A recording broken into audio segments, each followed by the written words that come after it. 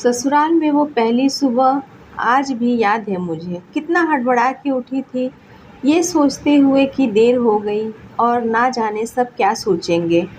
एक ही रात तो नए घर में काटी है और इतना बदलाव जैसे आकाश में उड़ती चिड़िया को किसी ने सोने के मोतियों का लालच देकर पिंजरे में बंद कर दिया हो। शुरू के कुछ दिन तो यूं ही गुजर गए। हम घूमने बाहर चले गए। जब वापस आए तो सासू माँ की आंखों में खुशी तो थी, लेकिन बस अपने बेटे के लिए ही दिखी मुझे। सोचा शायद नया नया रिश्ता है, एक दूसरे को समझते देर लगेगी, लेकिन समय ने जल्दी ही एहसास करा दिया कि मैं यहाँ बहू हूँ। जैसे चाहूँ वैसे नहीं रह सकती। कुछ कायदा मर्यादा है जिनका मुझे पालन करना होगा। धीरे धीरे बात करना, धीरे से हंसना, सबके खाने के बाद खाना खाना, ये सब आदतें जैसे अपने आप ही आ गई। घर में माँ से कभी कभी ही बात होती थी। धीरे धीरे पीहर की याद सताने लगी। ससुराल में पूछा तो कहा गया अभी कुछ नहीं। कुछ दिन बाद जिस पति ने कुछ दिन पहले ही मेरे माता पिता से ये कहा था कि पास ही तो है, कभी भी आ जाएगी, उनके भी सुर बदले हुए थे। धीरे धीरे समझ आ रहा था शादी कोई खेल नहीं है। इसमें सिर्फ घर नहीं बदलता, बल्कि आपका पूरा जीवन ही बदल जाता है।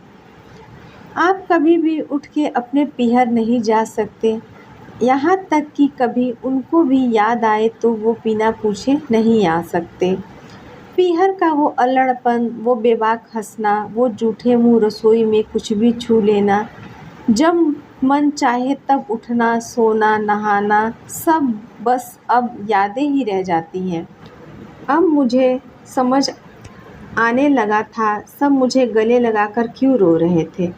असल में वो मुझसे दूर होने का एहसास ही तो उन्हें हो रहा था। लेकिन एक और बात थी जो उन्हें अंदर ही अंदर परेशान कर रही थी कि जिस सच में उन्होंने मुझे इतने साल दूर रखा, अब वो मेरे सामने आ ही जाएगा।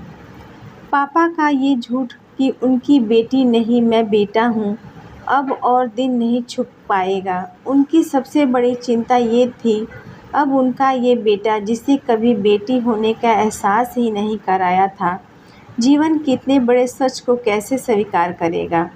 माँ को चिंता थी कि उनकी बेटी ने कभी एक गिलास पानी का नहीं उठाया, तो इतने बड़े परिवार की जिम्मेदारी को वो कैसे उठा पाएगी।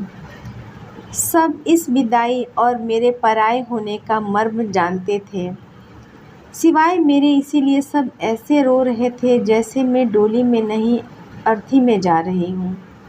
आज मुझे समझ आ गया कि उनका रोना गलत नहीं था।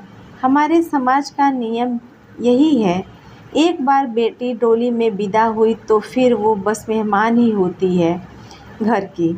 फिर कोई चाहे कितना ही क्यों ना कह ले कि ये घर आज भी उसका है, सच तो यह है कि वो कभी भी यूं ही उस घर में जहाँ वो रहती थी, जिसे मायका कहती थी, नहीं आ सकती। हजारों समस्याओं और परेशानियां आने पर भी उसी को हल करना है, हंसते हुए, गम छुपाते हुए। क्या यह तपस्या से कम नहीं है? अनजान जगह को सुधार कर अच्छा बनाने का काम करना। दोस्तों, यदि मेरी यह कहानी आप सबको पसंद आई हो तो प्लीज़ आप मेरे चैनल को लाइक, शेयर एंड सब्सक्राइब अवश्य करें। Thanks for watching.